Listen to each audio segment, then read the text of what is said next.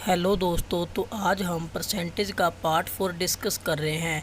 जिसने भी इसके पहले के 3 पार्ट नहीं देखे हैं वो डिस्क्रिप्शन में दिए गए लिंक पर क्लिक करें और बेसिक कॉन्सेप्ट्स की वीडियो ज़रूर देखें। तो हम स्टार्ट करते हैं। हमारा जो टाइप 4 का फर्स्ट क्वेश्चन है, in a school 60% students play football and 70% play hockey. Each student play any one of game, find percentage of students playing both games. हम इसमें स्टूडेंट्स को लेट कर लेते हैं 100%, क्योंकि हर एक चीज अपने आप में 100% होती है। तो इसका जो फॉर्मूला होता है वो क्या होता है, first percentage plus second percentage minus total. ठीक है, फर्स्ट परसेंटेज हमारे पास कितनी दी गई है फुटबॉल की, 60%, और सेकेंड परसेंटेज हमारे पास हॉकी वाली 70% दी गई है, और टोटल हमारे पास कितना है 100%। जब हम 130% में से 100 माइनस करेंगे तो हमारे पास कितना आ जाएगा 30%। ये हमारे पास बोथ गेम्स प्ले करने वाले स्टूडेंट्स का नंबर आ जाएगा।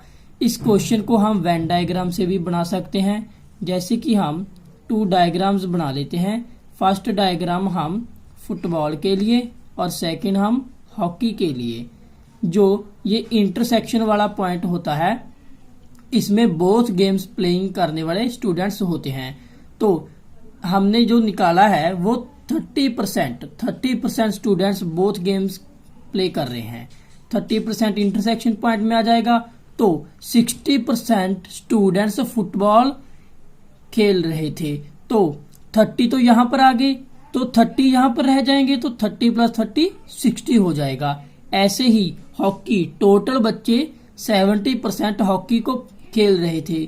तो इंटरसेक्शन वाले पॉइंट में तो 30 आ गया, तो बाकी कितना बचा 40%। तो 40% बच्चे हॉकी खेलने वाले यहाँ पर आ गए। तो अब हम चेक कर सकते हैं कि यहाँ पर टोटल परसेंटेज 100 बन रही है। देखो 30 प्लस 30 60, 60 प्लस 40 100% हमारे पास आ रहा है। तो हम इसे वेन डायग्राम से भी बना सकते हैं। हमारा सेकंड क्वेश्चन है, 60% students pass in Hindi and 45% pass in Sanskrit. 25% of them pass in both subjects. हमने percentage of students fail in both subjects पता करनी है। तो हम टोटल स्टूडेंट्स तो 100% लेट कर लेंगे। तो हम वेन डायग्राम से इस क्वेश्चन को करेंगे। तो हम वेन डायग्राम के अकॉर्डिंग यहाँ पर ओनली हिंदी वाले स्टूडेंट लिखेंगे, यहाँ पर ओनली संस्कृत वाले, यहाँ पर बोथ सब्जेक्ट्स वाले स्टूडेंट्स हम लिखेंगे। तो अकॉर्डिंग टू क्वेश्चन 25% स्टूडेंट्स क्या है पास हो रहे हैं बोथ सब्जेक्ट में। तो यहाँ पर तो 25 आ जाएगा। हिंदी के टोटल स्टूडेंट्स जो है 60% पास हो रहे हैं, तो 25 हमने यहाँ पर लिख दिया। तो कितने स्टूडेंट्स हमारे पास आ गए, 35% स्टूडेंट्स हमारे पास बच गए जो कि ओनली हिंदी में पास हो रहे हैं। और ऐसे ही हमारे पास 45% स्टूडेंट्स संस्कृत में पास हो रहे हैं। तो 45 तो संस्कृत में पास टोटल हो रहे हैं, 25 हमने यहाँ पर लिख दिया। तो 25 जब माइनस करेंगे तो 20% स्टूडेंट्स आ जाएंगे जो ओनली संस्कृत में हमारे पास हो रहे हैं। तो हम इनको टोटल करेंगे तो 20 प्लस 25 45, और हमारे पास 80% यहाँ पर प्लस करके आ जाएगा। टोटल स्टूडेंट हमारे पास कितने थे 100%। तो 80% स्टूडेंट्स क्या हैं, किसी न किसी पेपर में पास हो रहे हैं। तो हमारे पास बाकी बचे 20% स्टूडेंट्स फेल हो रहे हैं बोथ सब्जेक्ट्स में। फिर से हम बता देते हैं कि यहाँ पर 80% हम तो 35 प्लस 25 प्लस 20 को जब प्लस करेंगे तो परसेंटेज ऑफ पास स्टूडेंट्स आ जाएगी। तो टोटल स्टूडेंट 100% में से 80% हम माइनस करेंगे तो 20% स्टूडेंट्स हमारे पास वो आ जाएंगे जो किसी भी सब्जेक्ट में पास नहीं हो रहे हैं। हमारा थर्ड क्वेश्चन है, in an examination 70% of students passed in English, 80% passed in mathematics, 10% failed in both subjects. If 144 students passed in both, find total number of students. तो हमारे पास टोटल स्टूडेंट्स हम लेट कर लेते हैं 100%। क्वेश्चन में दिया गया है 10% स्टूडेंट्स फेल हो गए हैं बोथ सब्जेक्ट में, तो फेल्ड स्टूडेंट्स कितने हैं 10%। हमारे पास जो टोटल स्टूडेंट जो पास हुए हैं उनकी जो परसेंटेज है वो 100 में से 10 माइनस करके 90% आ जाएगी। ये हमारे पास टोटल स्टूडेंट्स हैं जो पास हुए हैं।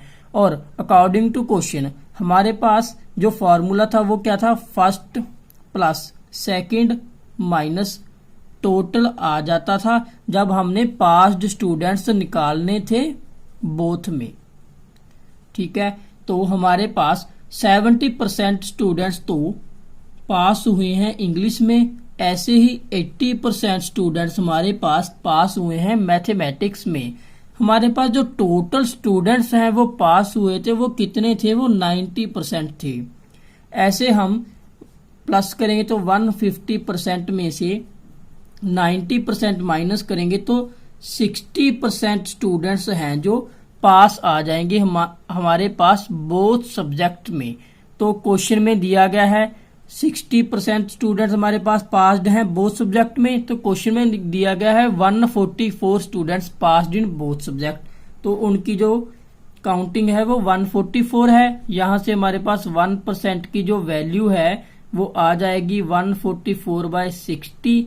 12 के टेबल पर कैंसिल आउट करेंगे 5 और 12/5 की वैल्यू हमारे पास 2.4 आ जाएगी। तो हमें टोटल नंबर ऑफ स्टूडेंट्स पूछा गया है, टोटल नंबर ऑफ स्टूडेंट्स 100% थे, तो 1% की वैल्यू तो 2.4 है। इसे 100 से जब मल्टीप्लाई करेंगे हमारे पास 240 स्टूडेंट्स आ जाएंगे जो टोटल थे। इसे ही हम वेन डायग्राम से भी कर सकते हैं, तो सेम प्रोसेस हमारा रहेगा। फोर्थ क्वेश्चन है, a candidate who got 20% marks in examination fails by 30 marks, another candidate got 32% marks get 42 marks more than passing marks. हमने परसेंटेज ऑफ पासिंग मार्क्स बतानी है। देखो, एक स्टूडेंट ने 20% मार्क्स लिए और एक ने 32% मार्क्स लिए एग्जामिनेशन में, तो जो ये है वो फेल हो गया 30 मार्क्स से। तो ये स्टूडेंट है इस 42 मार्क्स ज्यादा आ गए हैं पासिंग मार्क्स से, तो परसेंटेज में इंक्रीज कितना हुआ है 12%। यहां पर हमारे पास जो मार्क्स का इंक्रीज हुआ है वो 30 + 42 हुआ है। 30 तो पहले कम थे और जब 32% आए तो 42 हमारे पास ज्यादा आ गए, तो 12% का इंक्रीज हुआ है और मार्क्स में 30 + 42 का इंक्रीज हुआ है, जो कि 72 हमारे पास आ जाएगा 12% का इंक्रीज। हम यहां से हमारे पास 1% की जो वैल्यू है 72/12 = 6 आ जाएगी। परसेंटेज ऑफ पासिंग मार्क्स हमसे पूछा गया है। देखो, जो बच्चा फेल हुआ था 20% मार्क्स से आए थे, उसे 30 मार्क्स उसे ज्यादा चाहिए थे ताकि वो पास हो सके। 1% की वैल्यू कितनी है 6 है। यहां पर हमने 30 मार्क्स की वैल्यू निकालनी है। 6 को 30 बनाने के लिए हम 5 से मल्टीप्लाई कर देंगे, इधर भी हम 5 को मल्टीप्लाई कर देंगे। यहां पर कितना आ जाएगा 30 मार्क्स, यहां पर 5%। जो स्टूडेंट्स फेल हुआ था उसे 20% मार्क्स आए थे और उसे 30 मार्क्स और चाहिए थे ताकि वो पास हो सके, तो यहां पर तो 20% आ जाएगा। हम 30 मार्क्स को परसेंटेज में कन्वर्ट कर लेते हैं, जो हमने यहां पर किया है। 30 मार्क्स को 5% में कन्वर्ट कर दिया। 30 मार्क्स की हमारे पास वैल्यू क्या आ जाएगी 5%, तो टोटल हमारे पास पासिंग मार्क्स कितने आ जाएंगे 25% हमारे पास पासिंग मार्क्स आ जाएंगे। हमारा फिफ्थ क्वेश्चन है, a man spend 20% of certain money to buy an article and 5% of remaining money on transport, then he gifted ₹120। If he is left with 1400 the amount spent on transport. तो ऐसे question में हम कोशिश ये करेंगे कि हम ऐसे क्वेश्चन में एक ही लाइन में सारी परसेंटेज को लिखें और वहां से हम टोटल जो परसेंटेज है 100% की हम वैल्यू निकालें, जो कि टोटल मनी होगी। तो हम टोटल जो मनी है वो 100% लेट कर लेते हैं।